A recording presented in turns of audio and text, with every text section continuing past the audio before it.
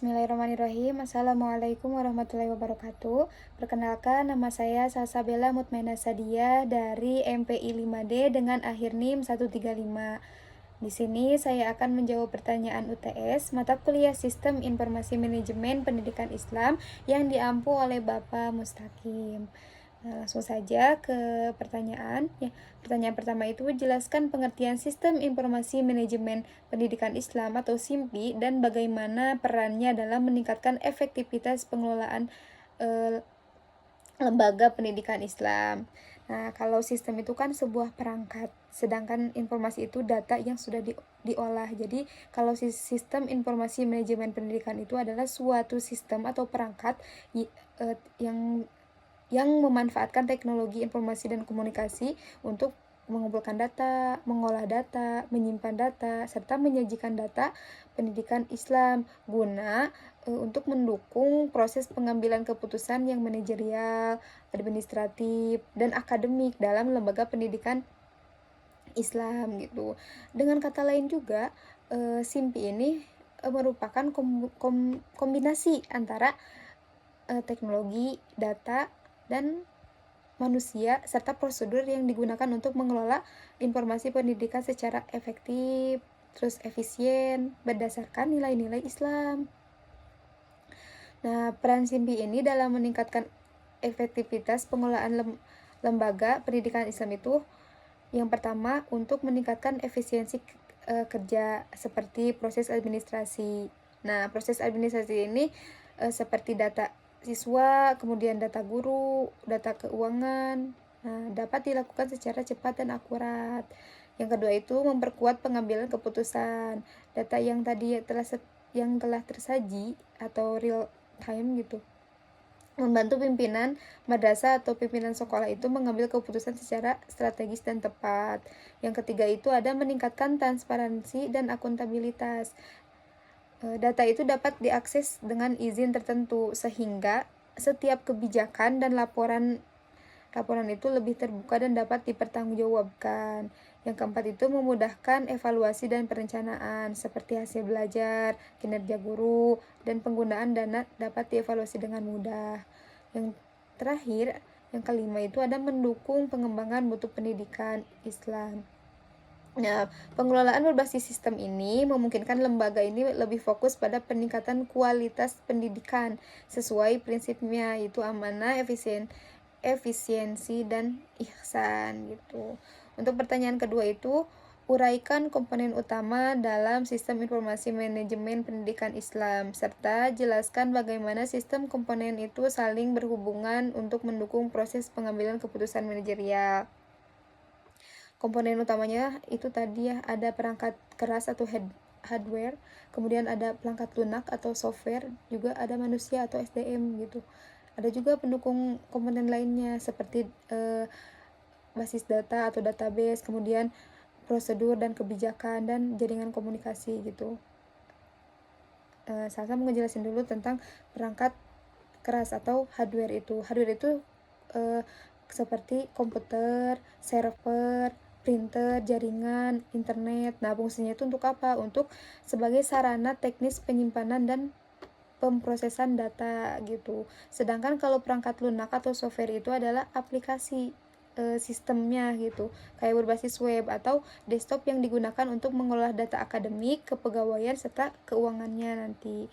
Nah, adapun database, nah ini tuh tempat penyimpanan seluruh informasi yang terstruktur seperti siswa, kemudian guru, kurikulum, absensi, dan laporan keuangan. Nah, kalau SDM ini atau manusia ini adalah operator yang menggunakan hardware dan software tadi gitu, seperti guru, tenaga administrasi, dan pimpinan yang menggunakan sistem tersebut. Ada prosedur dan kebijakan, yaitu aturan penggunaan sistemnya, seperti mekanismenya, seperti penginputannya gimana, pengolahannya gimana, dan keamanan datanya seperti apa gitu. Dan ada juga jaringan komunikasi, yaitu infrastruktur yang menghubungkan antara pengguna dan server agar data ini dapat diakses secara online. Hubungan antar komponen yang tadi itu, yang pertama, ada hubungan antara hardware dan software itu bekerja sama dalam memproses data dari database gitu. SDM itu orang yang menjalankan dan memastikan input data itu benar sesuai kebijakan lembaga. Nah, jaringan komunikasi itu menghubungkan semua pengguna dan memungkinkan sistem berjalan secara terintegrasi. Jadi, semua komponen itu mendukung untuk mengambil keputusan manajerial berdasarkan data yang valid dan up to date. Tuh. Pertanyaan ketiga itu jelaskan hubungan antara digitalisasi administrasi pendidikan dengan peningkatan transparansi, akuntabilitas, dan mutu pelayanan di lembaga pendidikan Islam. Nah, digitalisasi administrasi pendidikan ini berarti mengubah sistem yang awalnya manual itu menjadi berbasis elektronik gitu. Hubungannya dalam pandangan transparansinya itu data keuangan, akademik, dan administrasi dapat diakses oleh pihak berwenang secara terbuka serta mengurangi potensi penyalahgunaan juga. Nah, kalau akuntabilitasnya, setiap transaksi atau aktivitas itu tercatat secara otomatis di data di sistem ini gitu sehingga dapat dipertanggungjawabkan lebih jelas dan terukur. Butuh layanannya itu proses administrasi seperti pendaftaran, penilaian, dan laporan itu menjadi lebih cepat, lebih akurat, dan mudah diakses oleh siswa, oleh guru, dan lain sebagainya gitu. Contohnya misalnya sebuah madrasah atau sebuah sekolah yang menggunakan sistem informasi manajemen pendidikan berbasis web. Nah, maka si webnya itu dapat menampilkan laporan akademik secara langsung gitu kepada nantinya kepada orang tua misalnya gitu, sehingga si web ini itu bisa meningkatkan kepercayaan publik terhadap lembaga ini atau terhadap sekolah ini, seperti itu. Kemudian pertanyaan keempat itu, sebuah madrasah sanawiyah ingin meningkatkan efisiensi pengelolaan data siswa, guru, dan keuangan. Selama ini semua data masih dikelola secara manual menggunakan buku catatan dan lembar Excel yang terpisah. Kepala madrasah berencana mengembangkan sistem informasi manajemen berbasis web untuk mempermudah pengelolaan data dan pelaporannya. Pertanyaannya, jelaskan langkah-langkah yang harus dilakukan madrasah tersebut dalam mengembangkan dan mengimplementasikan sistem informasi manajemen pendidikan. Mungkin agar sistemnya itu dapat berjalan secara efektif ya, madrasah itu perlu melakukan beberapa tahapan. Yang pertama, ada tahap perencanaan. Jadi analisis kebutuhannya dulu, identifikasi nih jenis data yang akan dikelola itu gimana, seperti apa gitu, untuk siswa, untuk guru, keuangan, dan jadwal nilai dan lain-lainnya gitu. Kemudian studi kelayakannya, menilai kesiapan SDM-nya dulu, SDM-nya siap enggak, kemudian sarana teknologinya siap juga enggak, dan anggarannya itu mencukupi enggak buat nanti sarana teknologi gitu. Yang ketiga itu ada penetapan tujuan dan target sistemnya. Misalnya untuk meningkatkan si efisiensi pengelolaan data 50% dalam setahun gitu. Setelah ada tahap perencanaan, ada tahap perancangan sistemnya. Jadi desain dulu nih sistemnya mau seperti apa. Menentukan dulu tampilan aplikasinya atau tampilan webnya mau seperti apa. Kemudian struktur database-nya dan alur kerja sistemnya itu nanti bagaimana gitu. Yang kelima itu ada pemilihan platformnya. Jadi memilih teknologi yang berbasis web atau misalnya kayak PHP dan lain sebagainya gitu. Setelah tadi tahap perencanaan, kemudian tahap perancangan sistem, ada tahap pengembangan, yang mana itu pembuatan aplikasi. Nah, pembuatan aplikasi atau pembuatan webnya ini harus dilakukan oleh tim IT-nya gitu, atau pengembangan sistemnya agar si webnya itu bagus gitu, efektif.